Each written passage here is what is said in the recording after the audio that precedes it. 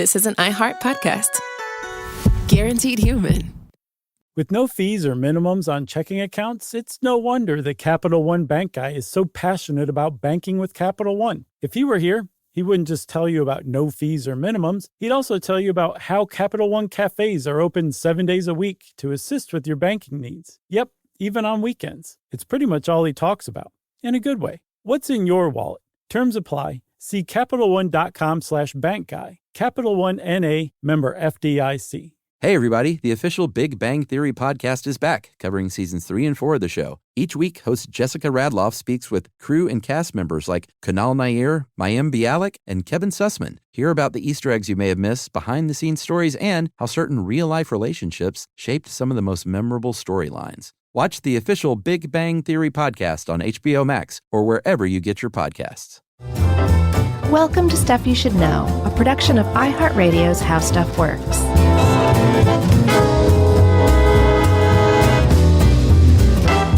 Hey, and welcome to the podcast. I'm Josh Clark. There's Charles W. Chuck Bryan over there.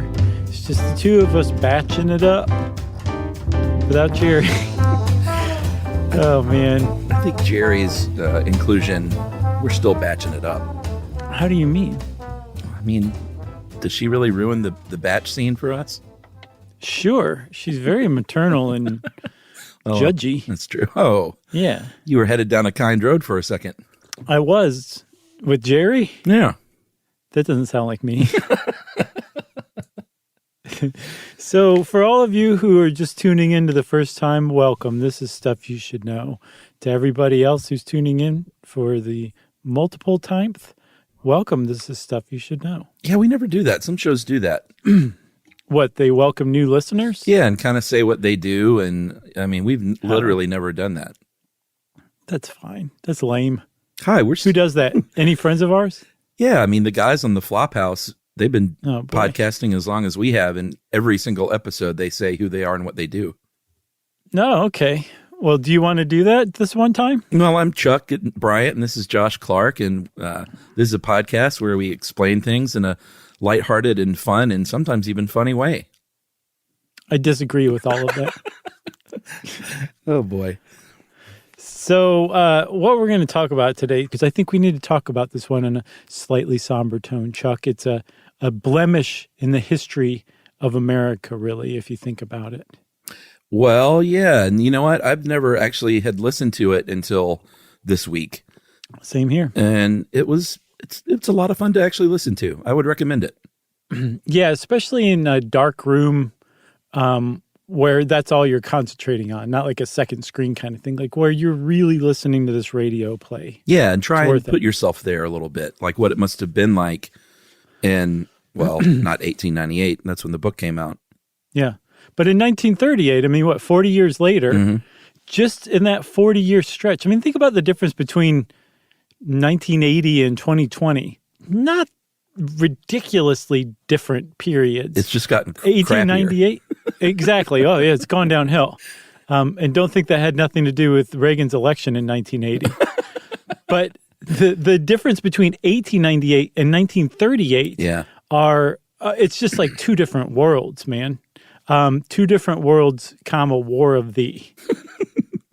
So I guess we should start with the book written by the great H.G. Wells.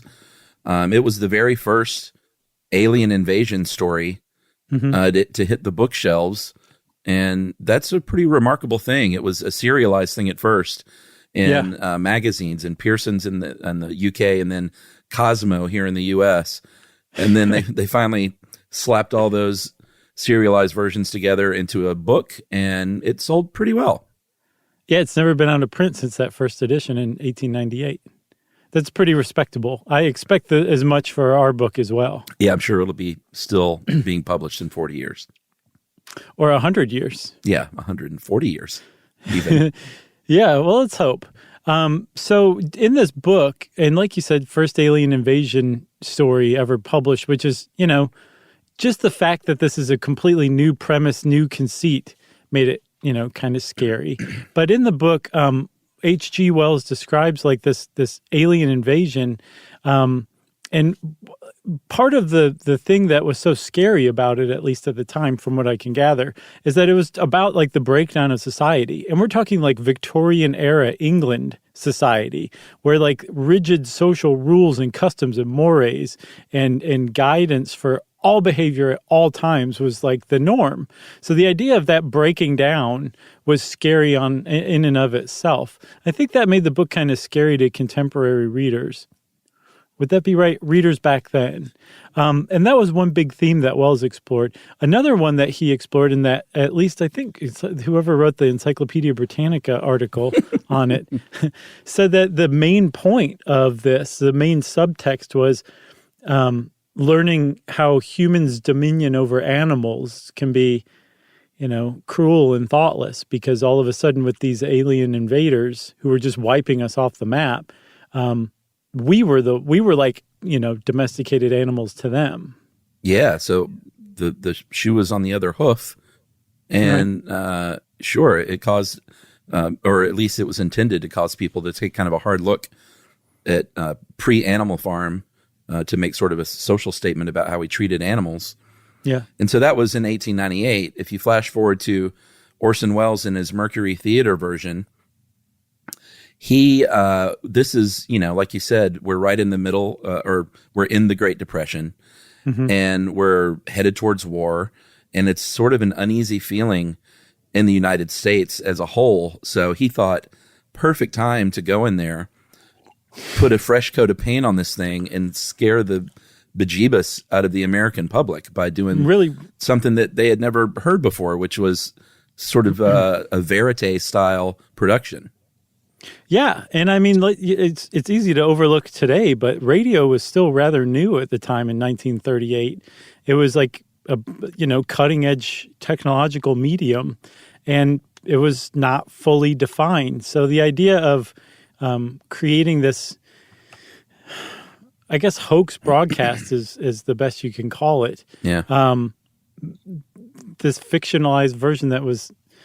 What would you call it, man? I hate that word so much. I know, it's really taken on a bad tang here lately. Yeah, I mean, it's verite. It's a faux documentary style thing that no one had ever heard. Like, there's no way when people heard this, they would think, oh, this is, I know Christopher Guest. This is sort of a scary version. I've seen Blair Witch.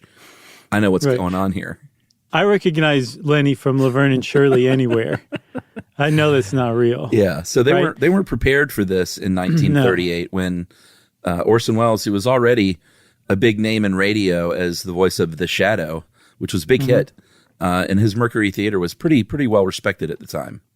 As like a live stage theater. So they'd only had this show for a few months by the time October 1938 rolled around, but their whole jam was. They were on CBS, and CBS had them do hour-long radio adaptations of classic like novels, like Treasure Island. They did Around the World in 80 Days. And so since it was October, they wanted to do something spooky around Halloween. Something not boring. So they decided, So they were like, well, what's the most boring, scary book there is? And they said H.G. Wells' War of the Worlds. So they decided to adapt it. Yeah, so they got together. They're rehearsing. We'll talk a little bit more about that in a sec, but there wasn't a strong feeling among the cast and crew and the production group that thought it was going to be awesome, because I think probably because they had never done anything like this. They had never heard anything like this. And they thought, is this even going to be any good? And a couple of different sources in the production went to a radio critic ahead of time. It's like, thanks a lot. And they said, by the way, this is going to be a real stinker. They said apparently two different people in the production said that this will put everyone to sleep. And I don't have the impression that it's strictly because they didn't have any frame of reference to judge it against because no one had done this before.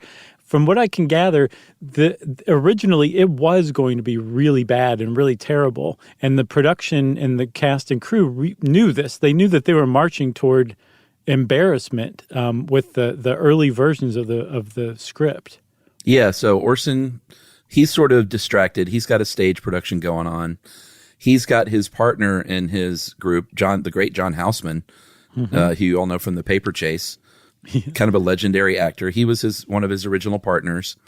And he got together with Howard, is it Koch? I never know if it's going to be a Koch or a Koch.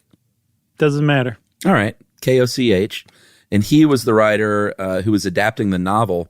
And they were like, we got to make this thing better. And one thing I think we can do, this was Houseman talking. I'm not going to do a John Houseman, but everyone knows how he sounds. Right when I came across John Houseman being involved, I was like, I can't wait. I don't even remember. I mean, he was just very serious and sort of, all I can think of is Paper Chase. And what was the TV commercial? Was it? I want to say it was like Schwab or no, Merrill Lynch. I think it might have been Merrill Lynch, maybe. I don't know. But one of those finance firms he voiced for. Well, yeah, he was very famous for having a very high-pitched, squeaky falsetto voice. And he talked very, very fast. And actually, I know who it was. It was FedEx and Dunkin' Donuts that he was well known for. That's right. For pitching. He was the time to make the donuts guy. Right, with the mustache. So Houseman and Koch went in there, and he said one of the things we should do probably to make this a little more scary and a little more believable that it's an actual broadcast is, time passes in the book, and we can't do that here. So let's just get rid of all that stuff so it gives the appearance that it's going down right now. Yeah, that was enormously a huge change. Totally. And I don't know if he did that to help the pacing move a little faster or what. But that would pan out to be a really important difference in the original script that Howard K. turned in and the one that they ended up doing. And then even beyond that, some of the other changes came just hours before broadcast, because apparently if you worked with Orson Welles, you should be on the lookout for him to come in at the last minute and be like, all the stuff we've been practicing for a week or two, forget all of that. We're doing this instead. And part of that, from what I can tell, is that he was trying to shake up the actors, shake them out of whatever complacency they'd worked themselves into with rehearsal, and to get this raw, more terrified performance. And apparently it worked. I mean, I can't imagine. I didn't hear any rehearsals or anything like that. I would have loved to have compared, the week before to, the actual broadcast. But everyone delivered these really great performances, and they really nailed by showtime the realism in a lot of ways, not just in the performances, but also in just little details. Like they were doing a mock radio program, which we'll talk about a little more in detail in a second, but they were pretending to have news bulletins break in. So they were doing the things that news bulletins did. And one of the things that stuck out to me was one of the eyewitnesses. So it's an actor, but one of the eyewitnesses is like being interviewed by a news reporter on the scene, and they start to talk, and the news reporter goes, "Can you speak more loudly and move into the microphone, please?" And I think the actor actually says, "How's that?" And the guy repeats himself. And then the actor has to repeat himself what he was originally saying. So it has that veneer of, authenticity just from little details like that, really it stood out to me when I was listening for him. But if you're not listening for him, it makes you buy into the whole thing that much more. Yeah. And the other big change that Wells brought along was stretching out the first two halves of the thing such that it went 40 minutes, and radio at the time, every 30 minutes, like on the half hour, they would check in with a station ID check. And listeners, even though radio was new, were well honed to this station break every 30 minutes. And so when 10 minutes past the half hour go by and there ain't no station break, that really makes people kind of buy in to what they're listening to as possibly real. And then you add to the fact that there were no sponsors for this show. Yeah. So they weren't cutting to a Casper or MeUndies ads. Right. All of a sudden I couldn't remember any sponsor. Can you imagine John Houseman saying "made with Modal"? No, I thought it'd be "made with Modal." Yeah, that's right. That's a much better Houseman. I had something in my throat. So there were no sponsors. So basically it really came across as something that was super, super realistic sounding. Right. So all that is to say that they had really, by the time this broadcast aired at 8 p.m. on Sunday, October 30th, 1938, they were not going to be the laughing stock, and this is not going to be embarrassing. It was going to be pretty awesome, actually. Should we take a break? I think so, Chuck, and then we'll come back and we will reveal the broadcast after this. Welcome to Stuff You Should Know.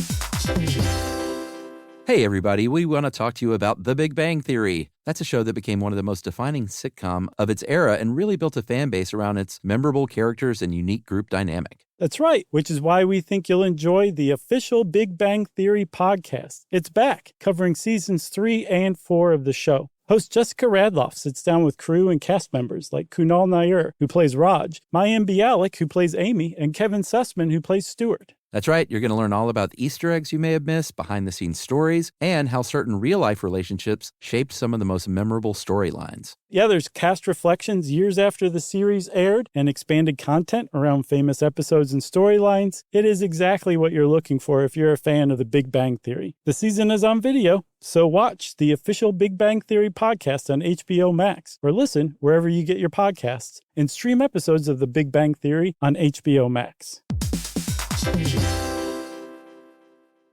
The springtime thaw is finally here.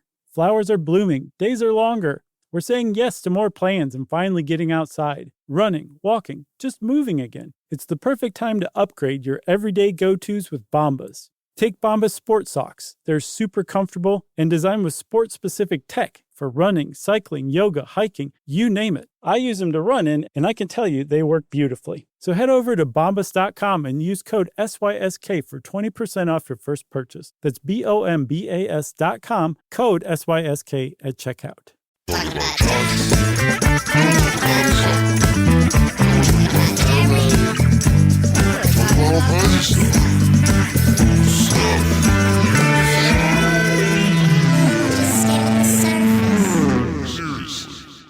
Okay, so we've reached showtime, airtime, 8 p.m. Sunday, October 30th, 1938.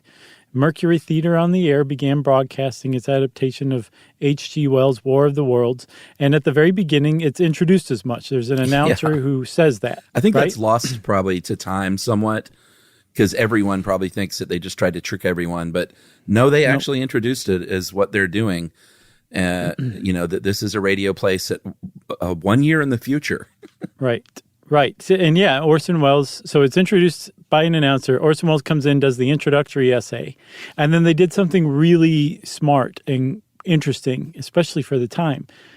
They went to a musical program that was supposedly being broadcast from the Meridian Room in the Hotel Park Plaza. So if you were just tuning in right then, you would have no idea that this was Mercury Theater on the Air. You would have no idea that this was a teleplay. You would think that you were listening to something that was pretty regularly broadcast, which was live music at some like ballroom in a hotel somewhere in New York that they set up like a radio transmitter to transmit out over the radio. That was pretty frequent. But this was part of the show. Like if you hadn't paused it, that is, right? Right, exactly. Okay. So, but that was a huge part of the show because that lulled listeners into kind of complacency, and listeners who tuned in late and missed that introduction thought that this is what they were listening to. And then the first news bulletin hits. Yeah, and that's where things start to get really interesting. They break in, one of these interrupt your previously scheduled programs kind of things. Right. And they come in and with these bulletins, but they're not super long at first because they treat it kind of how it would be in real life. It's just sort of a breaking story. Something's going together. It was fairly obtuse. And they didn't say Martians are attacking us right now, everyone, from the get-go. You sort of left it up to the listener to kind of piece it together little by little. They would go back to the Meridian Room for a bit. Mm-hmm. And it wasn't for very long, but because, they couldn't waste too much time. But it was long enough. It wasn't for like 10 seconds. They did it for like a minute and a half. Right. It made it seem right then like that was what you were listening to, that was the program, and the bulletin was, in fact, the bulletin rather than the opposite being true. Yeah. So eventually you start to piece together what's going on, and you have this attack in New Jersey, of all places, and Princeton University. They had like a Princeton astronomer on. They have government officials. And they kind of dole it out little by little until about the 17 and a half minute mark.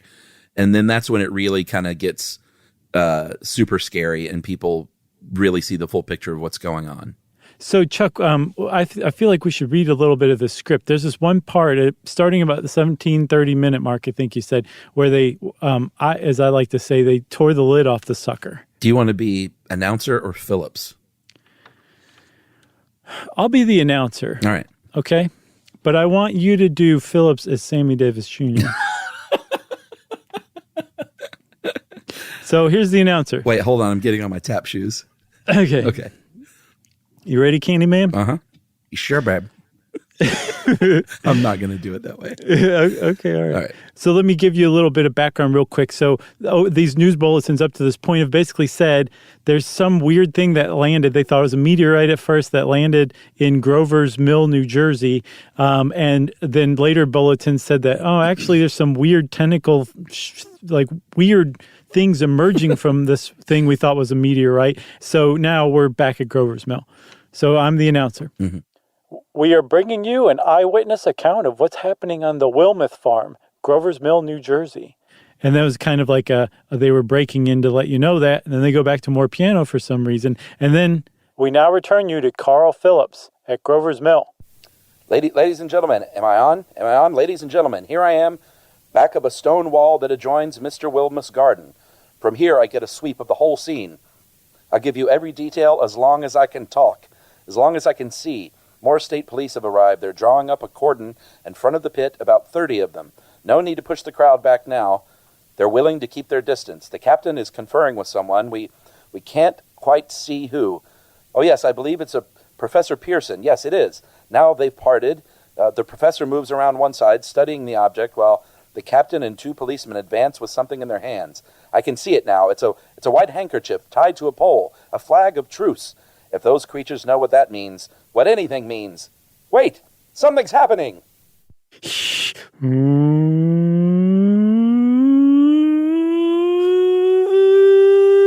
can cut in any time. Who can take a rainbow? Oh, wait, sorry.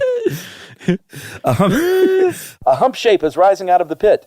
I can make out a small beam of light against a mirror. What's that? There's a jet flame springing from the mirror, and it leaps right at the advancing men. It strikes them head on. Good Lord, they're turning into flame.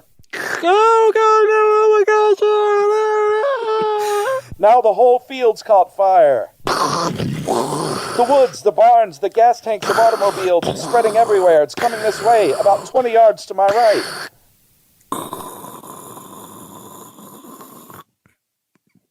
Very nice. And scene. Okay. That was great, Chuck. Man. So you mentioned, or I should say Phillips, the reporter on the scene mentioned Right. Professor Pearson, and he ends up being the main character. And he's an astronomer that's interviewed earlier on, and then he's on this scene as it happens. And the program just keeps going like that. Like there's a main announcer who I played, I thought rather well. Great job. Thank you. And you have same to you. Bravo. Quite a future as a Foley artist, if I may say so. Thank you very much. I've been practicing. You want to hear my machine gun? I've been doing that one since I was like 6. All right. How about walking through the forest? All right, now how about a good punch to the face? Oh, wow, that was good. Thank you. I punched myself in the face. Oh, okay. I'm dedicated. That's how dedicated to the art of Foley that I am. Man. So the announcer just keeps bringing in more and more news as this thing goes on and unfolds of like, now these things aren't just in New Jersey, they're in Chicago, they're like out west, they're starting to invade everywhere, and they're killing people left and right. That you said there was a government official that reads a statement. It's actually they say that it's the Secretary of the Interior, which I thought was particularly genius because, I mean, probably not that many people were familiar with the Secretary of the Interior at the time, totally. Harold Ickes. Yeah. But they had him sound like FDR so that it would kind of play on everyone's, unconscious Or I'm sure there were people who were like, that sounds just like FDR. But at the very least, it would kind of evoke that government authority, the reality of like a government figure, you know? Yeah. So meanwhile, on the other stations, there's one that's running opposite, which is a really, really popular radio show at the time. Probably the most popular, Chase and Sanborn Hour, which had the very, very famous ventriloquist Edgar Bergen and his dummy Charlie McCarthy. And we talked about that on our ventriloquism episode. Remember that they started out on radio? Yeah, which is hysterical. I don't even know why they would even bother with the dummy part. Just do two. You wouldn't even have voices. to wear. That's what he did. You wouldn't even have to wear pants. No, you'd be naked just sit from the waist around down. in your spaghetti-stained undershirt and naked from the waist down. Maybe some socks. Doing a couple of voices. That's right. Here's your contract, Edgar Bergen. What do you think about that, Charlie? Oh, don't get me started. Like, that's it. I could be a famous ventriloquist on the radio. You just did it. I think Hollywood's going to come a calling. But the real sort of interesting factoid here, I think, is that people were channel surfing back then when you cut to commercial, just like we used to do when we didn't have pause buttons and fast forward buttons. And what is this pause button you keep mentioning? I've never heard of this. You've never paused television? No. Wow, you need to. I don't catch believe up. I've ever paused anything in my life. It's funny. Emily and I have been watching that German sci-fi series Dark, which is very challenging to follow. And there's a lot of rewinding, like, wait, who is that? What did they just say? And we rewinded a bit and do that again. Or, of course, I got to go to the bathroom. Let me just pause it. And I was thinking about how not too long ago, if you missed something, you missed it. You just peed the couch. Or you peed yourself on the couch, yeah.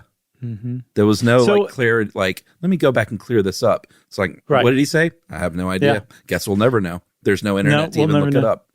I guess I should probably stop watching this show altogether. You go walk up to the VCR and press eject. But at any rate, back then, let's say Charlie McCarthy goes to break. I know a word from our sponsor. And they flip it over to War of the Worlds at this point in the broadcast when the S is hitting the fan.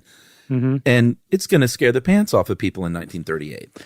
Well, yeah, even more than I think that they would have dialed over even before that. So they might have caught like a news bulletin and then maybe some of that music from the Meridian Room.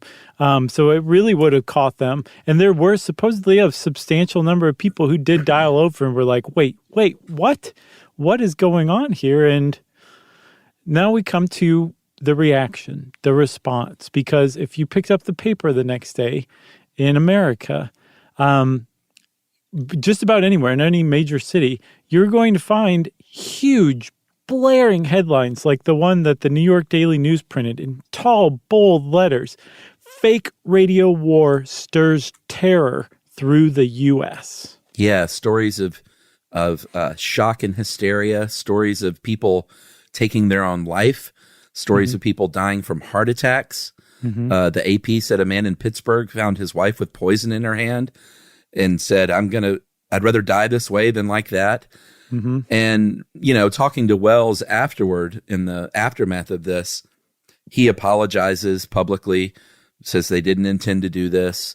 We didn't know it was going to cause a panic. And then, if you look over the years, more interviews, it sort of seems like Welles is a little more like, we thought it would be pretty fun to scare people. And I didn't know if it was going to cause a panic, but we definitely intended it to have this effect on people. Whereas Houseman and Koch were like, no, we really didn't mean it. So it was sort of conflicting reports from the production on what they thought was going to be the result. Right. And I read an interview with John Landis, the great director, who worked with Welles on a project that never got made toward the end of Welles' life. And he didn't say that Welles admitted to him that he meant to, but he got to know him enough that he was like, yes, if you watch this initial press conference where he's apologizing because the whole country was ripped apart in chaos and were running wild in the streets and like nearly rioted because of his broadcast, he is not at all. He's just as happy as a lark that this all happened. Of course. Even though he's pretending to apologize.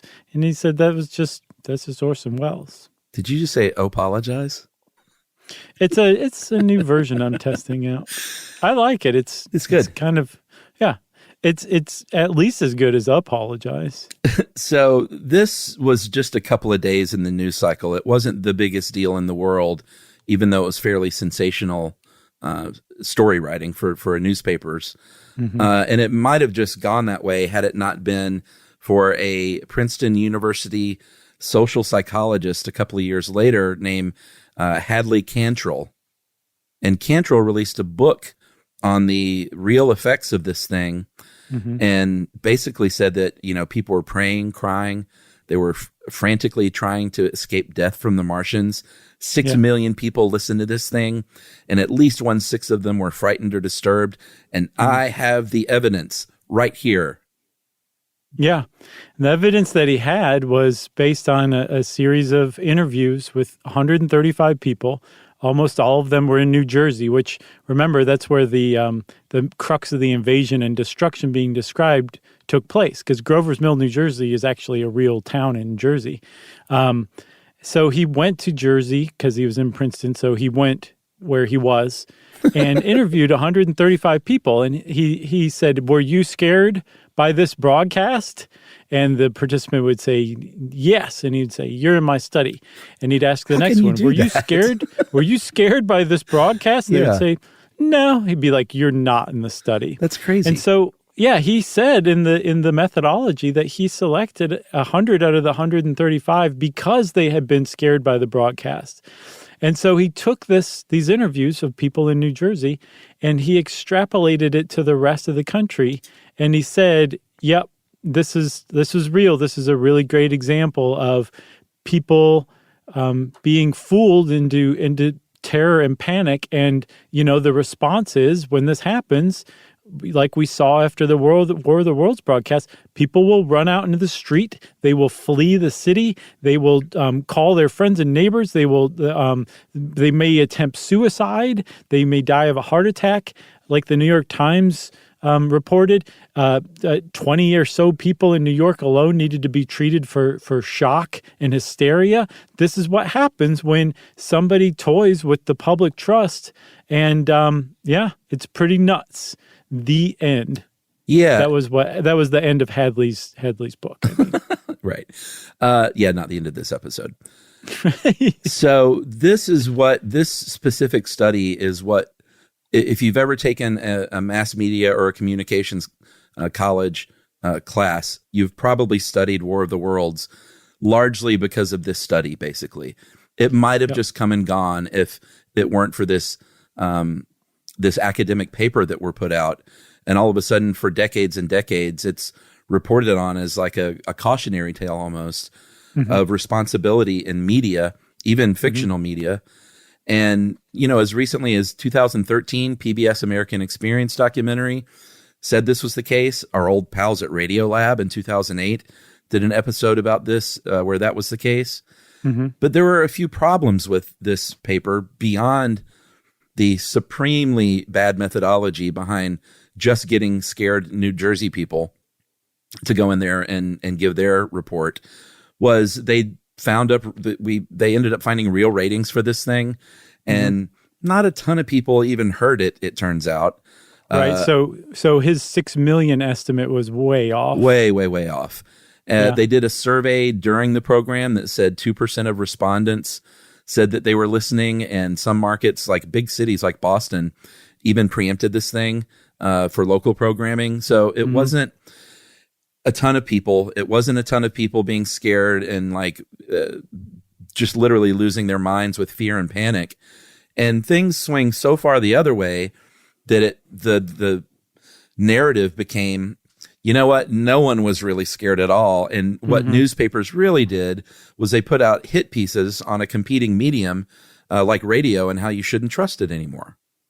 So what happened over the last, sometime within the 21st century, sometime in the 2010s, the myth that America lost its mind, went bonkers, and ran wild in the street because they were panicked by the War of the Worlds broadcast was shown to be a myth, that it didn't happen.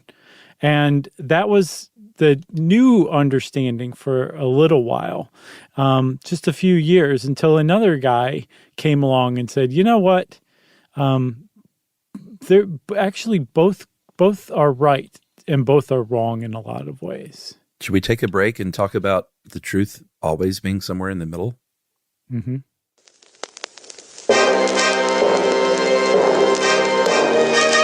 Welcome to Stuff You Should Know.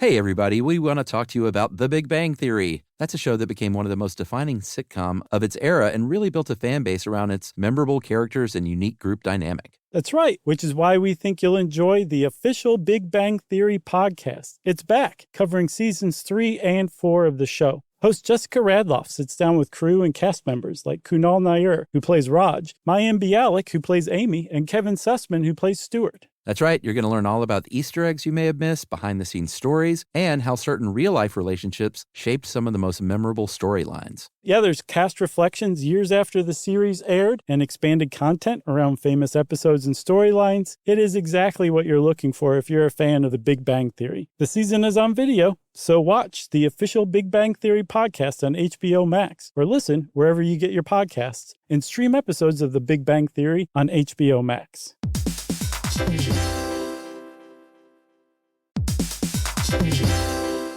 Hey everybody, here's a fact for you. In the United States, there is a break-in every 26 seconds, and that means that somewhere right now, an intruder is getting closer. And the problem with most security systems is that they only alert you after the break-in has started, and that's too late. Well, that's what makes SimpliSafe different. They use alerts. SimpliSafe's U.S.-based live agents, they identify threats on your property and help deter them before they actually break in. So the intruder never gets into your house. The crime is stopped before it even starts. That's right. And another great thing about SimpliSafe is they have no long-term contracts. They give you peace of mind and great value with their monitoring deterrence plans because they just start at about $1 a day. Yeah, SimpliSafe sent us a setup years back, and I still use mine every day. Yeah, and apparently setup, you can do it by yourself in under 30 minutes, so it's a really good value and it doesn't take long. So if you want to experience the SimpliSafe peace of mind, you can take advantage of the SimpliSafe discount offered to Stuff You Should Know listeners. Right now, you can get 50% off your new system by visiting simplisafe.com/stuff. That's half off at simplisafe.com/stuff. There's no safe like SimpliSafe.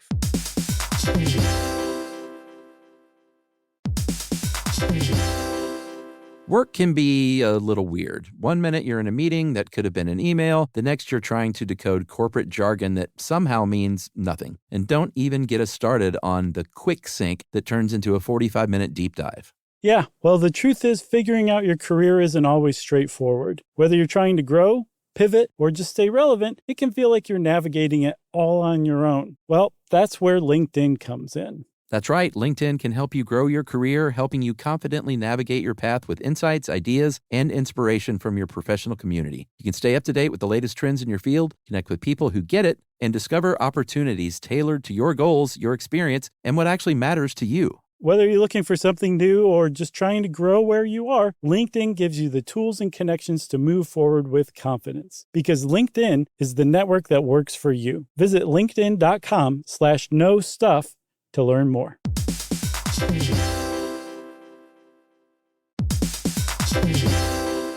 Hey everybody, we're here to talk to you about Wayfair, who believes that spaces should be functional, they should be comfortable, they should be well designed, and they can be well designed by you with their help. Your updated space should feel more comfortable, inviting, and practical for everyday use. And we're talking about outdoor seating. We're talking about grills. We're talking about major appliances. If you need storage solutions, Wayfair can help you out. Patio lighting, rugs, decor. It is your one-stop shop for home. Yeah. I mean, it's getting nice out, so it's time to think about living outdoors for the next few months. And Wayfair knows that outdoor furniture, it's heavy, it's intimidating to assemble. So Wayfair has stepped in and said, we're going to handle the hard part so you don't have to. That's right. You can shop Wayfair Verified, your shortcut to the good stuff. And that means their team of product specialists are going to vet everything by hand using a 10-point inspection, testing things like, quality materials, functionality, and features, and even how long it takes to build that piece of furniture. And the overall experience save time, reduce hassle, and improved convenience. Patio season is here, and these deals won't last. So head to wayfair.com right now to get your outdoor space ready for way less. That's WAYFAIR.com.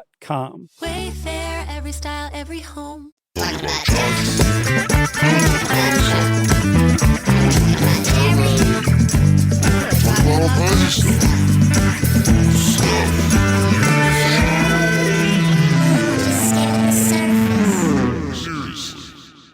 All right. I said the truth is always somewhere in between. That's not always the case with everything in life, obviously, but that's a saying for a reason. And that's definitely seems to be the case in this case with a gentleman named A. Brad Schwartz. He's probably the leading War of the Worlds scholar. And he went back and he went and investigated the letters and the cables that came in. They were at the University of Michigan archives.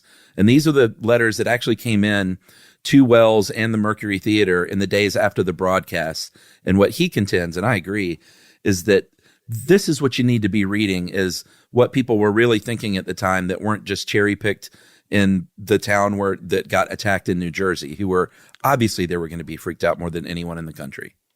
Right. So one of the things that he points out is, everybody been, since around 2010 or maybe a little earlier, everyone had been wailing on Hadley Cantrell for his terrible, terrible methodology. But the revisionists were also kind of doing the same thing. They were making all sorts of suppositions, like the idea that the newspapers had basically conspired to target radio, its rival, to show how irresponsible it was and how it shouldn't be trusted with the news. That it was really newspapers that should be handling the news, and maybe you can listen to Little Orphan Annie on the radio, but that's about it.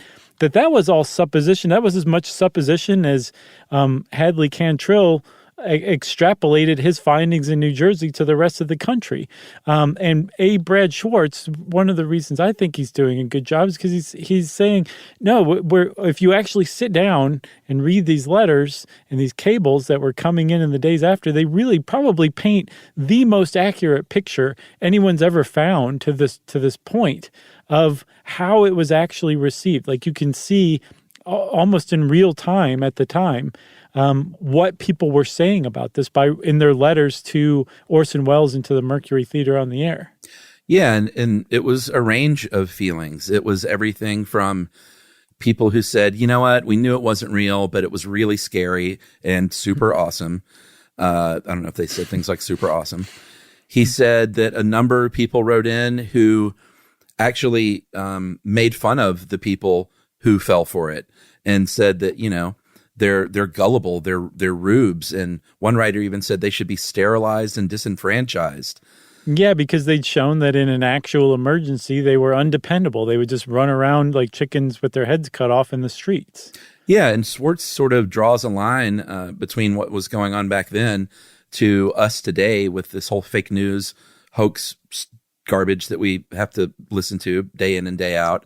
Mm-hmm. And basically said this was the first viral phenomenon in media, was the War of the Worlds broadcast, and it was a mixed bag. Some people loved it. Some people did think it was real and panicked, but it certainly was not this widespread panic across the country like you were talking about.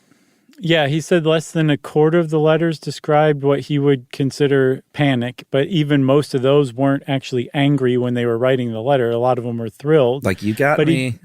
He did, right. But he did say that, yes, there are cases that you see in these letters and cables that describe people panicking. So that did happen in some cases. Most of it seems to have been isolated in New Jersey.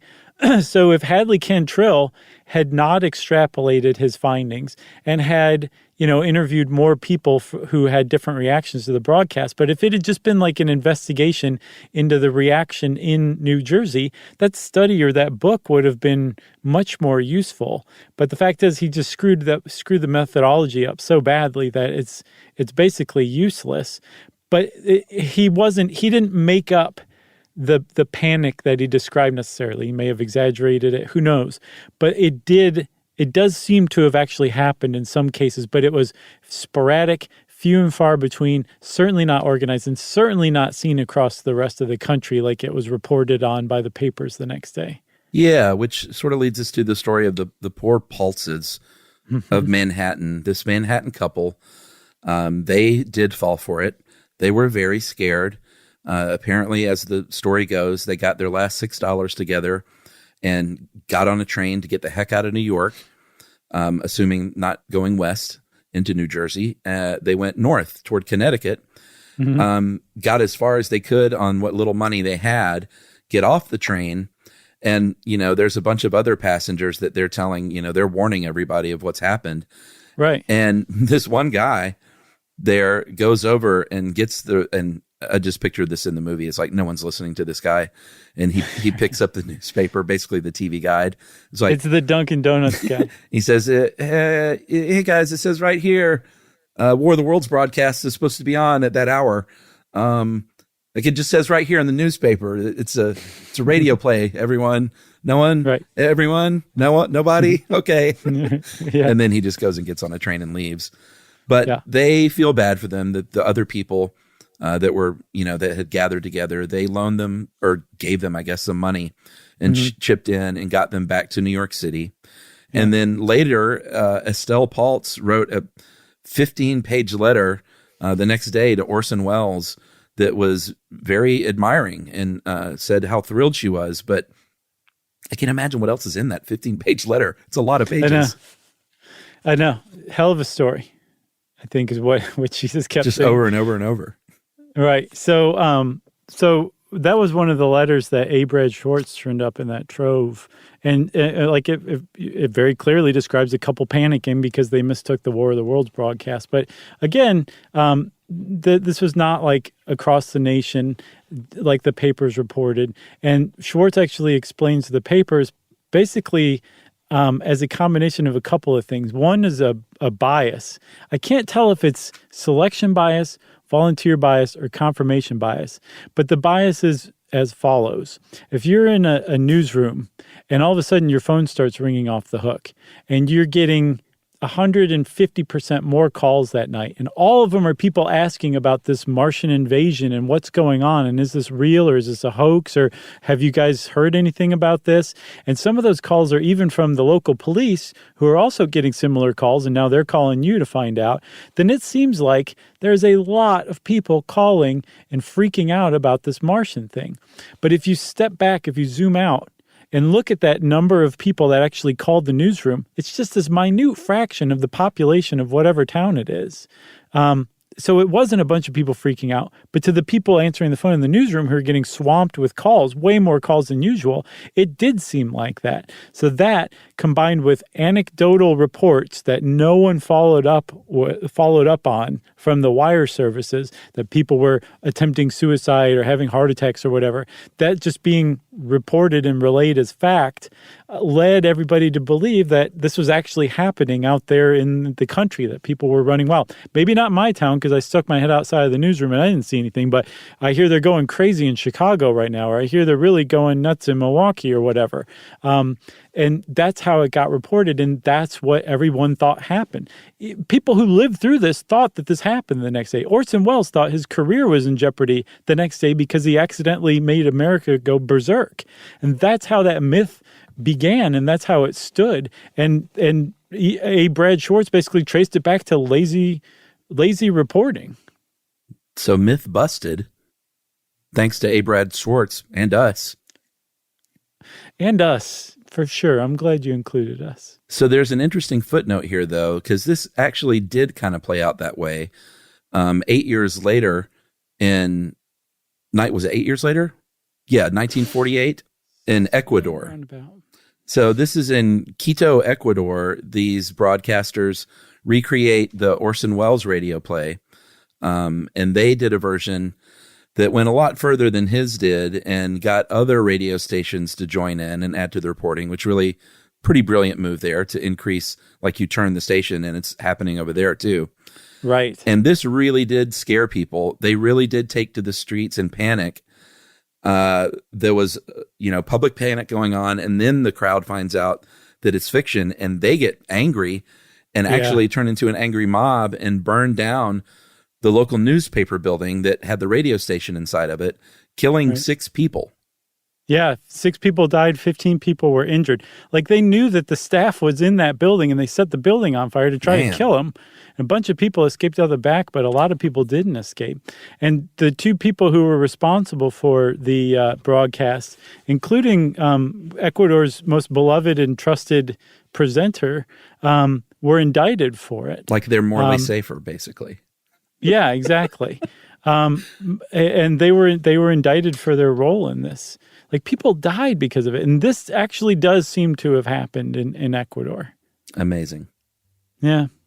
So there you go. The idea that America fell into chaos and panic after the War of the Worlds broadcast in 1938 is largely myth.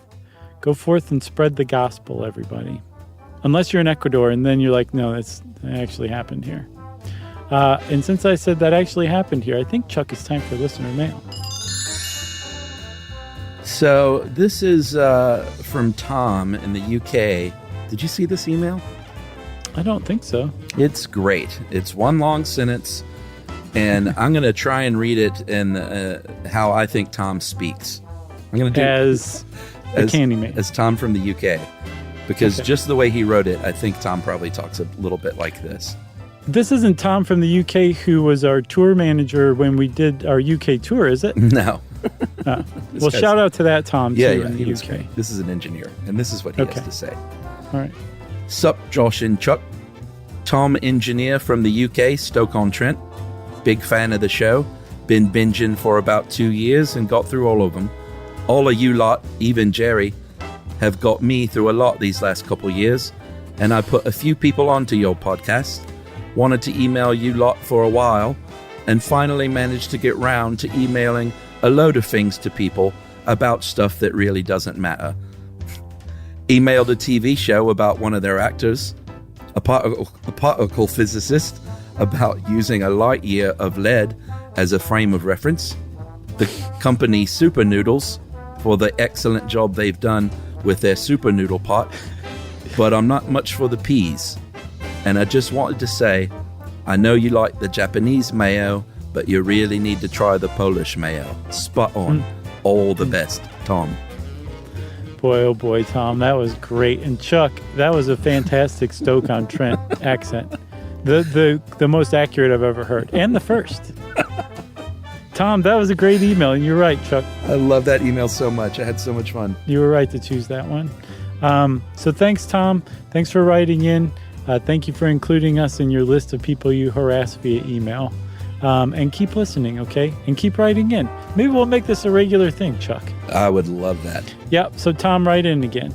And if you want to write in too, we want to hear from you. You can send us an email to stuffpodcast@iheartradio.com.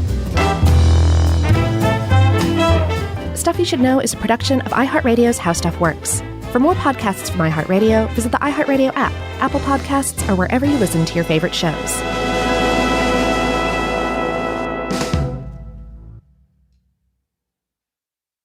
The next time you end up with something on your shirt, don't turn to your usual detergent. Check out Tide Evo. Tide Evo represents over 10 years of innovation in product development. It's a revolutionary 100% concentrated waterless laundry tile made of compressed microfiber soap layers rather than liquid or powder. It's not pods and it's not sheets. It uses 6 layers of detergent fibers to deliver superior cold water cleaning without plastic packaging. It's mess-free, lightweight, and dissolves quickly. Try new Tide Evo. Real laundry magic. Every parent should know the car ride soundtrack. Are we there yet? How much longer? I'm bored. Well, if you're taking an extensive car ride anywhere and you've downloaded the Lingo Kids app prior to leaving the house, you may experience something strange, right, Chuck? That's right. You may experience silence from the back seat. Your kid may go an entire car ride without asking once if they were there yet. How about that? And by chance of miracle, they may even ask if you could drive longer. Yeah, that's the magic in Lingo Kids. Over 4,000 interactive games, songs, and shows, including their favorite Disney characters. It turns the longest drives into the easiest ones, and honestly, you won't understand why you didn't download it sooner. That's right. Lingo Kids is the #1 entertainment platform for young kids, and it's free to download. Or go plus with the Lingo Kids subscription and unlock even more content your kids won't be able to get enough of. You can save up to 60% on the yearly plan. Just search Lingo Kids in the App Store or Google Play. Lingo Kids, everything kids love. This is an iHeart podcast. Guaranteed human.